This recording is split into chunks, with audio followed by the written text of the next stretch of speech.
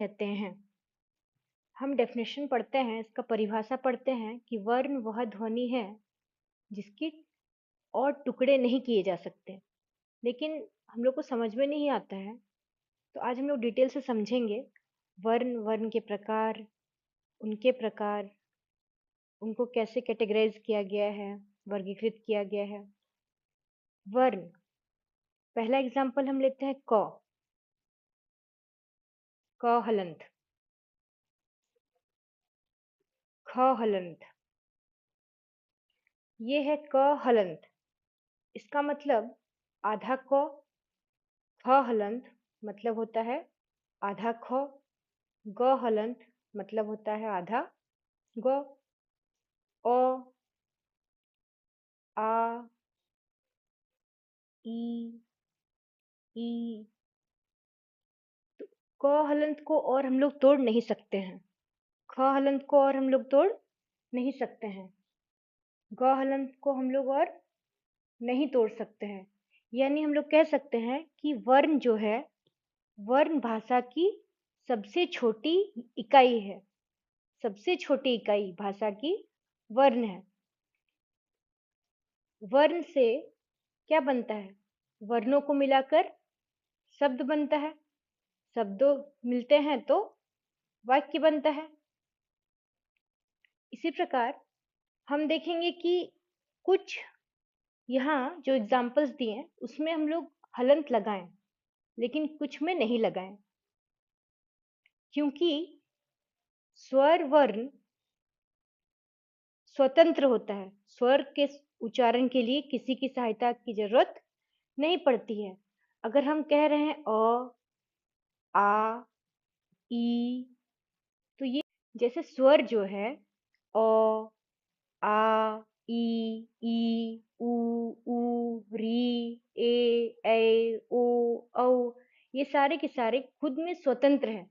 इनका उच्चारण स्वतंत्रता पूर्वक होता है। इन्हें किसी की सहायता की जरूरत नहीं पड़ती है। इनके उच्चारण में श्वास वायु बिना किसी रुकावट के सीधे बाहर निकल रही है। लेकिन व्यंजन में, व्यंजन क, ख, ग, देखिए जब क बोल रहे हैं क, तो क में कुछ छुपा हुआ है, यानी किसी का सहायता लेना पड़ रहा है इसे। ये व्यंजन जो है क, ये किसका सहायता ले रहा है?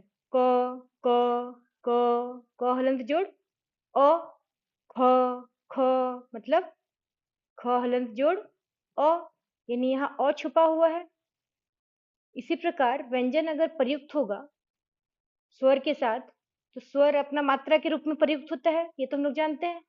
क और ई, ये हर्षई का मात्रा है। की, यहाँ की लिखा हुआ है, यानी क खुद में क्या था? आधा था, लेकिन उसका उच्चारण किसके साथ हुआ? स्वर के सहायता से हुआ। तो ये है क हलंत जोड़ हर्षई। इसी प्रकार अगर की लिखा है, मतलब क हलंत जोड़ दीर्घई। कु लिखा है, कु कु, क में उ की मात्रा, तो क हलंत जोड़ हर्षऊ। इसी प्रकार अगर की कहेंगे तो क में दीर्घई की मात्रा है, तो क हलंत जोड़ दीर्घई। क्री मतलब क हलंत जोड़ री। के मतलब क हलंत जोड़ ए।